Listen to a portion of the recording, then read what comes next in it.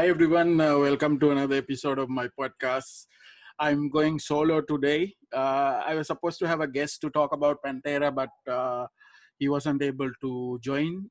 So I thought of why not just start talking about Pantera myself. I've been a big Pantera fan for a long time. I think I got to know Pantera maybe I don't know, maybe late 90s, I think. Uh, yeah, so before talking about Pantera, so what's happening in the Philippines right now is, so we are kind of in a different, quarantine is it's kind of released. It's more east and it's called general quarantine or something, general GCQ. So the offices, restaurants are started opening, and then they're allowing dining and stuff. So, but with limited capacity. So things are slowly getting back to normal. But the number of COVID cases in the Philippines, it seems, doesn't look like it's been controlled. So anyway, so let's see. Hopefully things will become better as we move towards July and August. Okay, so I want to talk about Pantera. So Pantera is formed in 1981 in Texas, Arlington, Texas. So there's this right now there's a lot of discussion in the US about the Confederate flag and Confederate statues being they're toppling all these statues of Confederate leaders. But I know that Pantera used to use the Confederate flag in their albums, and I think also in the grade one of their albums back cover they had. But I think Phil Anselmo, I think in a interview he clarified that the Confederate flag doesn't they're not really talking about Confederate. They just use it because bands like Lynyrd Skynyrd used it, so they're just following that. It's nothing to do with like racism or slavery or something. So going back to Pantera, so Pantera started in 1981. They actually started more of like a glam metal band, so they were more of glam, and then later on, after a couple of albums, they moved to thrash metal, and then they're considered as one of the second wave of thrash metal bands with Testament, Sepultura, Machine Head. And the well-known lineup of Pantera is four-piece.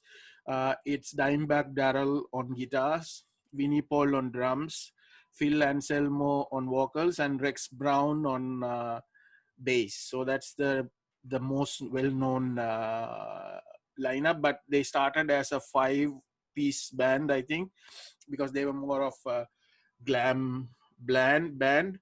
And then they had a guy called Terry Glaze as actually there was another original vocalist, but Terry Glaze is the known one in the recording. And he started as a rhythm guitar player, but he then moved to becoming a glam vocalist. 1983 it was the first they released the first album, Metal Magic. And then 1984 they released Projects in the Jungle. 1985 I Am the Night. So these three albums, Terry Glaze was the vocalist, and it was very glam. And then in 1988 they got Terry was replaced by Phil Anselmo, and then they released the album called Power Metal. So here what happened is that they moved a little bit away from the glam, and they became more of a power metal, and Phil was singing more of a power metal inspired vocals. Now these four albums that I talk about, typically it's very even Pantera doesn't really mention these albums even in their website, because they're not really, I don't know, maybe they're not really happy about those albums. Maybe they want to forget about this glam era. So officially, the 1990 album Cowboys from Hell is like their first album according to them. So in 1990 they released Cowboys from Hell, um, which is an awesome album. I think this is the first album I also discovered Pantera. And this one, they have Cowboys from Hell, which is the title track, Domination, and then Psycho Holiday. And then there's a ballad kind of song, which is Cemetery Gates, which is a very nice song. Art of Shredding is okay, Medicine Man, Heresy. So Cemetery Gates is really a very nice album. And in the 1990s, when Megadeth was actually looking for a guitarist, Dimebag was actually invited by Dave to join Megadeth, but Dime wanted his brother Vinnie to also join Megadeth, and Dave didn't like that idea, so that's why he didn't join Megadeth, and he continued with Pantera. So in Cowboys from Hell, still the vocals were still inspired by kind of like power metal, but it's not yet fully thrash or hardcore influence. So in 1992, they released this album, Vulgar Display of Power. It's really influenced by hardcore vocals. So, and this is one of their best albums. And the album cover here, a guy getting punched in the face, is one of the most iconic album covers of all time. So this there are a couple of songs that I like here, and it's very famous, which is Mouth of War, Walk, and then Fucking Hostile, and then they had like a kind of a slow songs, This Love and Hollow. It's more of the Cemetery Gates type of song. So this is Pantera, Vulgar Display of Power. And then on 1994, they have Power Far Beyond Driven, which had the track I'm Broken, which is another great song. Unfortunately, I don't have the that 1994 Far Beyond Driven album. So first, I think that's the first time they got Grammy nominated for, yes, they got nominated for a Grammy. And then 1996, this one, The Great Southern Trendkill. This is the one that with the Confederate flag. I think probably this is a reissue, but that's what. In this one, they had a couple of good songs. Suicide Note Part 1, Part 2. Yeah. And then Drag the Waters, The Great Southern Trendkill, which is also good. So this is The Great Southern Trendkill, 1996. And then 1996, after this, that's where the band kind of got a lot of tension started happening within the band. And Phil Anselmo, he overdosed a couple of times and relapsed multiple times. So, and then they had a lot of tension. And at the same, I think around the same time, they also focused on creating like their side projects and stuff. So Phil was involved with a lot of side projects. So, and then it took like 4 years after the Great Southern Trendkill for them to release the next album, which is 2000, Reinventing the Steel.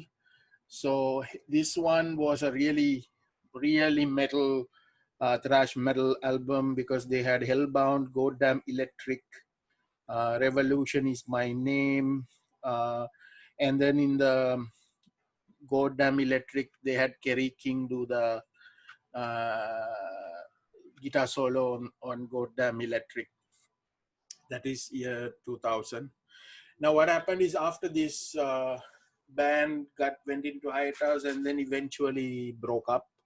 I think the main tension was between Finn Anselmo and Vinnie Paul and Dimebag. And then what happened is that, so after Pantera, Dimebag and Vinnie Paul brothers, they went and formed Damageplan in year 2000. And then they released this first album, which is Newfound Power, which I really like. This amazing album cover. I was so amazed when I saw the album cover. That's why I bought it. And then they had Save Me, Breathing New Life. That those were really nice songs. So the Damageplan was basically the Pantera brothers, Abbot brothers, and then vocal was Pat Latchman, and then bassist was Bob Zilla, right? And then they released this 2004, and I think in the year, that same year, December 8, 2004, very tragic thing happened because Dimebag was shot on stage while performing with Damageplan, and the shooter killed so many people around him, security, some band manager, that kind of people.